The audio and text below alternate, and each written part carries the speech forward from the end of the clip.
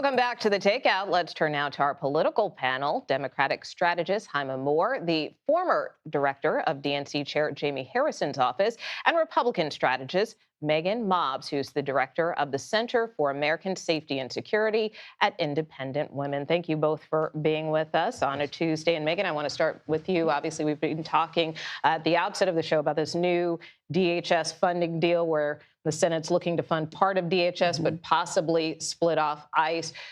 Do you think they can get this done before the end of the week? I really hope so. I mean, what we're seeing is obviously the major impact on Americans and how it's impacting their ability to just live their lives and travel, for example. We have Easter and spring break coming up, and so it is impacting their ability to do so. So I'm really hoping we can find a pathway here.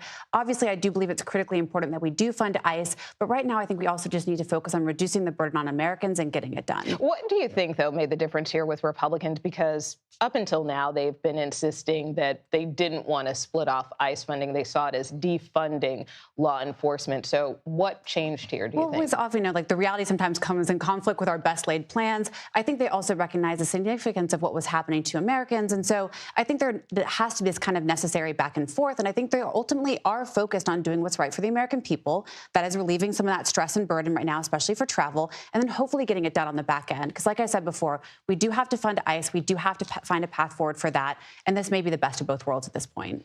Yeah. Democrats, though, seem to have a little bit of pause. I mean, we heard from Minority Leader Chuck Schumer earlier today, who said, look, we're going to send an offer back. We heard from Patty Murray, who said, you know, this offer doesn't really cut it. So at the end of the day, will we see Democrats offer some concessions here? Yeah, I think so. And look, I hope so, too. I think things are getting a little bit too untenuous for the country right now. I mean, we just faced a huge crash at LaGuardia. The lines are getting longer. The TSA agents are not getting paid. This is the third shutdown that we've had to endure in such a short period of time, and no one wins doing the shutdown. And so I think on both sides, Republicans and Democrats are seeing public opinion start to turn, just like the last shutdown. And I think both of them want to make some sort of deal. And so Democrats want to obviously take this as far as possible, and ICE is a huge part of that negotiation. But I do think we're getting closer to a deal, and I hope this is going to be a win-win for both parties. But what do you think the message is to the base on this? Because, again, this has been about trying to win reforms. And at the end of the day, it seems like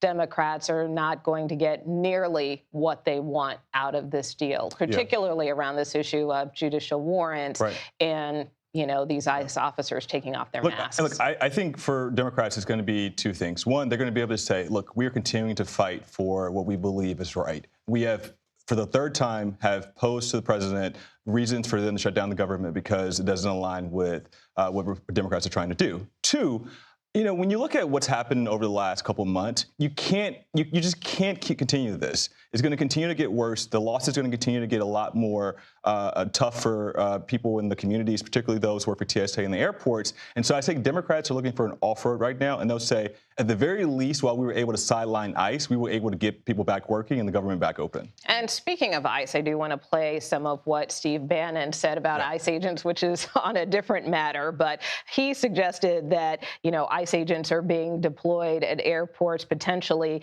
as a test run or a sign of things to come for the election. Let's take a listen. What the mainstream media has had to blow up today. We can use what's happening with these ICE helping out at the airports. We can use this as a test run, as a test case to really perfect ICE's involvement in the 2026 midterm election, sir? Yeah, I think we should have ICE agents at the polling places because if you're an illegal alien, you can't vote. I mean, do you think there's something to this here? Well, first off, I think this is so silly and it is so problematic that we're going to even begin talking about this. The president and the administration have been very clear that ICE was put in the airports to do what was necessary regarding security. They also made it very clear they weren't going to be doing anything like screening because they weren't trained to do so. And so this fear-mongering around having ICE do law enforcement functions in the airport in order to relieve burden on the American people is hugely problematic. And we should be pushing back against that and saying, no, this is not a weaponization of ICE. This is a utilization of their law enforcement function. It reduces burden on TSA so they can do the necessary screening to make sure lives are saved, to protect the American people traveling. And that's what we should be focused on. This rhetoric is not helpful. I mean, do Democrats see it as fear-mongering? Because I believe actually Senate Democrats did bring it up in their press conference this afternoon that they are concerned that could be the next step. to see ICE agents at the polls. I hope that's true. And look, and I think Democrats are very concerned about that. And I think this is a part of the conversation that Democrats have been having around ICE and around the National Guard and around those national enforcements coming to the cities and to the states. And so I do think that we've got to give some credence to what Steve Bannon has been saying. Obviously, he and the president have been close in the past, but I do agree. Long past. I hope so. But look, what we got to do, we've got to stop and stop pushing back on law enforcement officers who are doing the right thing and protecting us. But we've got to make sure that we don't give too much power to those who are in power to exceed that. And I think ICE is one of those. All right, Hyma Moore, Meaghan Mobbs, we hope you'll both come back and join us and take a piece of candy on your way out.